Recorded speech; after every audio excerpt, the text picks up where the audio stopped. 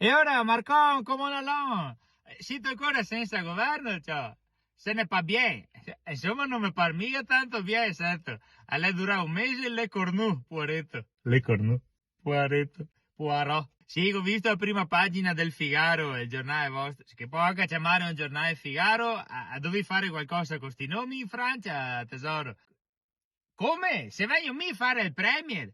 No, grazie Marco, mi fa anche piacere, ti dico la verità, ma non posso stare piantare robe qua in comune. Vabbè che c'è Renzo di Aproloco, garanzia, per carità, ma abbiamo il San Martin tra poco, dopo arrivano dai, feste, da febbraio a giugno che il carnevale. Sì, perché negli altri calcolemmo già di fare a sfilata dei carri in giugno, perché ogni anno che te organizzi a domenica e carnevale stai sicuro che piove. Senz'altro. Ogni modo, non dilaghiamoci, Marcon. A te serve una persona forte che dia la svolta affidabile. No, non sta a toccarmi Renzo di Aproloco, guai. No, no, no, no, no. Date da fare con qualcun altro, Marcon. Che poi di solito è in Italia che i governi dura poco, no? In Francia is long, is long, no? Sì, però anche te come pensai tu che durava uno che si chiamava Le Cornu?